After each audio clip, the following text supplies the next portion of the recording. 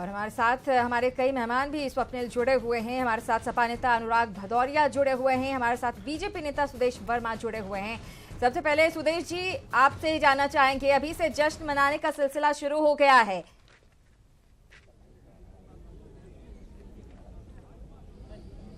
देखिए, निश्चित ही अगर आप हमारे टारगेट से हमें कंपेयर करें तो हमारा परफॉर्मेंस अच्छा नहीं दिखेगा, लेकिन अगर आप डेमोक्रेसी के टारगेट से अगर करें और ये देख के करें कि ये 5वां बार चुनाव था, 4 बार के बाद 22 साल के बाद आपके टारगेट से न करें और पिछले बार के नतीजों से उसके बाद भी हमने अपने विकास के एजेंडा को आगे बढ़ाया। सर, आपके विकास के एजेंडे के लिए मैं ये सवाल पूछ रहा हूँ, पिछली बार के आंकड़े से ही देखिए, आप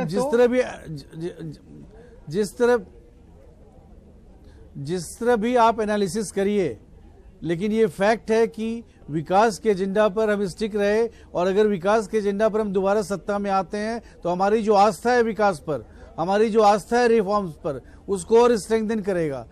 जीएसटी से कुछ लोग नाराज जरूर थे, लेकिन उसके बाद भी हमें रिन्यूड मैंडेट मिल जाना ये बहुत बड़ी सफलता होगी। बहुत कठिनाई वाला चुनाव था ये। बिल्कुल, आपको रोकना चाहेंगे सुदेश वर्मा जी। नतीजे सामने आने शुरू हो गए हैं। हम आपको बता दें, हिमाचल से सबसे पहला नतीजा सामने आया है और जो स्क्रीन पर मैं देख पा रही हूं, एक सीट माफ कीजिएगा, कांगड़ा की ये सीट है। रविंद्र कुमार बीजेपी के प्रत्याशी थे, उन्होंने जीत हासिल कर ली है। कॉन्स्टिट्यूएंसी का नाम जयसिंहपुर है। कांग्रेस ने एक सीट हासिल किया है। बिल्कुल, बाल और जयसिंहपुर ये सीट बीजेपी ने जीत हासिल कर ली है। कसुमटी ये अनिरुद्ध सिंह है कांग्रेस के, जिन्होंने वहां पर जीत हासिल की है। तो हिमाचल से अब नतीजे सामने आने लगे हैं। बीजेपी ने 2 सीट अपने पाले में कर ली है, वहीं कांग्रेस के खाते में अभी फिलहाल 1 सीट गई है। और इसके अलावा जो तमाम अन्य रुझान हिमाचल से बने हुए हैं, कांग्रेस अभी 21 सीटों पर बढ़त बना रही है, 40 सीटों पर बीजेपी आगे चल रही है। और ये रुझान अगर नतीजों में कन्वर्ट होते हैं तो साफ है कि हिमाचल में बीजेपी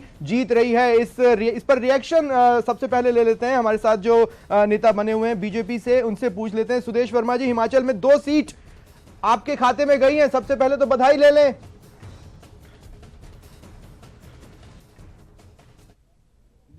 में तो खैर कोई शक ही नहीं है कि हम बहुत भारी बहुमत से जीतेंगे।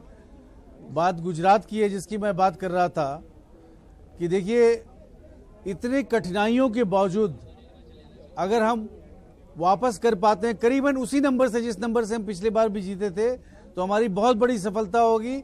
और गुजरात की जनता ने विकास को इंडोर्स किया है। कठिनाइयां थी जीएसटी पर,